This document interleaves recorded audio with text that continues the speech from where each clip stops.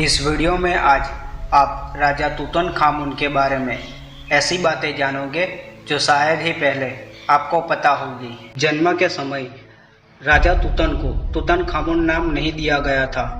उनका मूल नाम तूतनकटेन था, जिसका अर्थ होता है एटन की जीवित छवि। एटन यानी सूरज भगवान, जिसकी पूजा उनके माता पिता करते थे।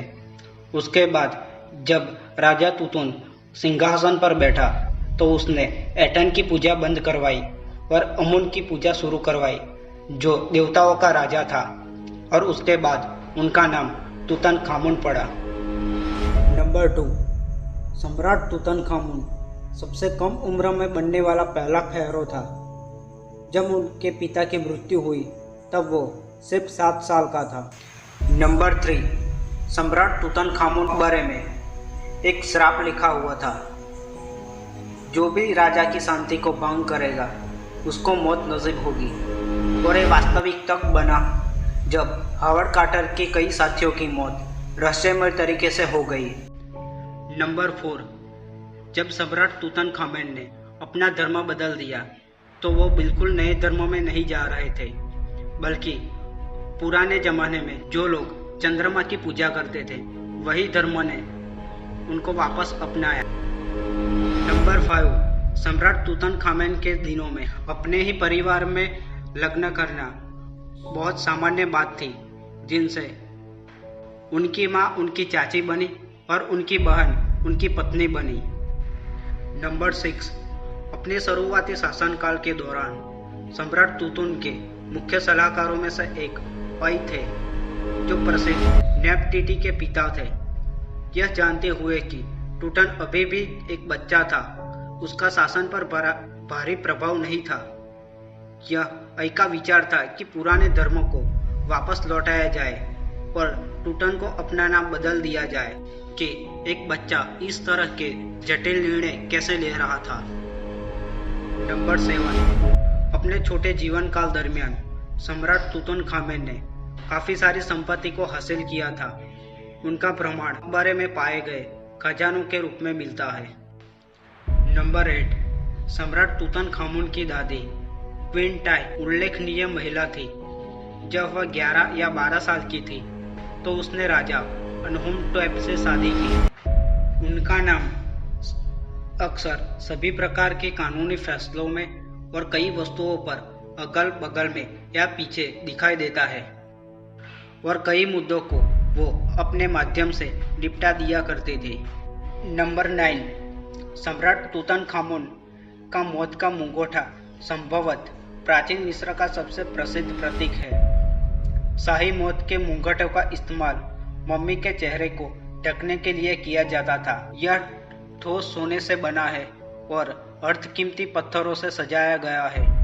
आंखें ऑब्सिडियन और क्वार्ट्ज के साथ बनाई गई है और पीठ पर बुक ऑफ द डेड मंत्र लिखा गया है। नंबर 10, यह नहीं है कि रॉयल डेथ मार्क को ठोस सोने से बना के राजा की अमीरी दिखाई गई है, बल्कि प्राचीन मिस्र के लोगों का मानना था कि सोने से धार्मिक गुण जुड़े हुए हैं और सोना कभी भी खराब नहीं होता था। सोने की चमक सूर्य भगवान की शक्तियां मानी जाती थी, इसलिए सम्राट तूतनखामुन के मकबरे में पाए जाने वाली कई कलाकृतियां सोने से बनी। नंबर 11, सम्राट तूतनखामुन की बॉडी को मम्मीफाइड करने के बाद एक ही श्रृंखला के 3 ताबूतों में रखा गया था, जो एक दूसरे के अंदर फिट होते थे, और इन ताबूतों को पत्थर के सरफोगेस के अंदर डालना था। लेकिन एक छोटी समस्या थी, बाहरी ताबूत बहुत बड़ा था और पूरी तरह से बंद करने पर आधा हिस्सा बाहर रह जाता था। तब भरोसेमंद लोग अंदर आए और समस्या को सुधारते हुए ताबूत के छोर को आधा काट दिया गया। 3000 साल बाद जब हावर्ड कार्टर की टीम को मकबरे का पता लगा तो उन्होंने वह कटे हुए टुकड़े को भी खोज डाला। इनसे यह पता चलता है कि तब के लोग बड़े ही लापरवाह थे सफाई के बारे में। नंबर 12, सम्राट तूतनखामुन के 3 ताबूत मृतक देवता ओसाइरस की तरह दिखाया गया था। लेकिन यहाँ पे एक दिक्कत थी। पहले 2 ताबूत में चेहरा दिखता था, लेकिन तीसरे ताबूत में चेहरा नहीं दिखता है। नंबर 13, सम्राट तूतनखामन को जहाँ दफनाया गया वहाँ की एंट्रेंस को पूरे खजाने से भरा गया था। राइटर और उनकी टीम ने सोफा से लेकर चेस्ट तक, बास्केट से लेकर बेड तक सभी लगभग 700 वस्तुओं की खोज की। हालांकि यह निश्चित रूप से ज्ञात नहीं है कि यह अनुमान लगाया जाता है कि वे सम्राट तूतनखामेन की रोजमर्रा की वस्तुएं थी या इरादा यह था फिर से जीवन पा ले तब उसको इन चीजों का पालन करना था। नंबर 14, सम्राट तूतनखामेन के दफना कक्ष के प्रवेश द्वार पे 2 और प्रतिमाएं एक दूसरे को सामने स्थगित थी। प्रत्येक प्रतिमा का अपना एक शिलालेख और एक अलग हेडपीस था। नंबर 15, सम्राट तूतनखामेन के लीवर, आंत, फेफड़े और पेट को शरीर से निकाल दिया गया था। नंबर 16, सम्राट तूतनखामेन की युवा अवस्था में मृत्यु हुई थी और यह मिस्र वासियों के लिए दुर्भाग्यपूर्ण हिस्सा था और मिस्र में विस्तृत अंतिम संस्कार की योजना के लिए युवा राजा के लिए बहुत समय की अनुमति नहीं थी। इसलिए सम्राट के दफन और मकबरे को काफ़ी जल्द समय में व्यवस्थित किया गया था, लेकिन आज के मानवों के अनुसार यह एक अनंत काल था। लगभग 70 दिनों का समय लगा होगा। उस समय एक शाही जुलूस था और उसे कब्र में ले जाया गया और उसे सील कर दिया गया, या कम से कम उसकी मम्मी को अनंत काल के लिए रख दिया गया। नंबर 17, सम्राट तूतनखामेन के मकबरे की खोज की गई तो उनका मम्मीकृत शरीर अजीब तरह से मंत्रमुग्ध था, जैसे कि वह किसी तरह से अपने सील किए गए हुए ताबूत के अंदर जल रहा हो, लपटों में फंसा हो। लेकिन जब आर्कियोलॉजिस्ट को अंत में उन पहेली को सॉल्व किया तो उन्होंने एक अजीब रहस्य को पाया। आर्कियोलॉजिस्ट को पता चला कि ताबूतों को राल और तिल से बने काले तरल में ढका गया था, जिनसे उन्हें आग की लपटों में जाने का कारण बना।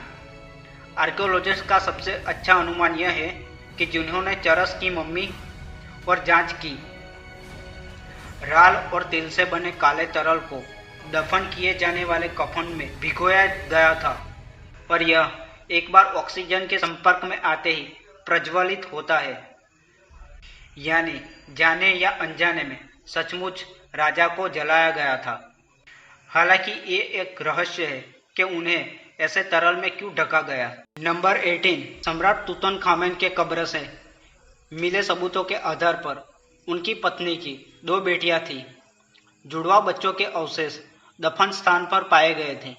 हालांकि उन दोनों बेटियों का दुखद रूप से जन्मजात मृत्यु हुई थी और डीएनए के परीक्षण से पता चलता है कि उनमें कम से कम एक की कंकाल संबंधित विकृतियां थी।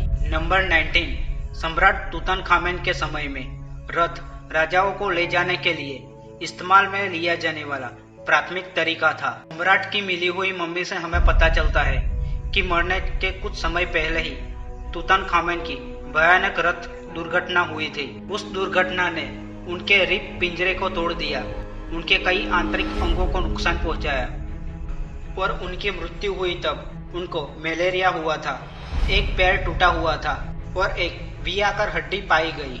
नंबर 20, सम्राट तूतनखामेन की मम्मी को अध्ययन करने से पता चलता है कि उनका लिंग 90 डिग्री के कोने पर मम्मीकृत किया गया था। ऐसा करने का उद्देश्य यह था कि ओसायरस की पुण्ययोजी शक्तियों की नकल करना था।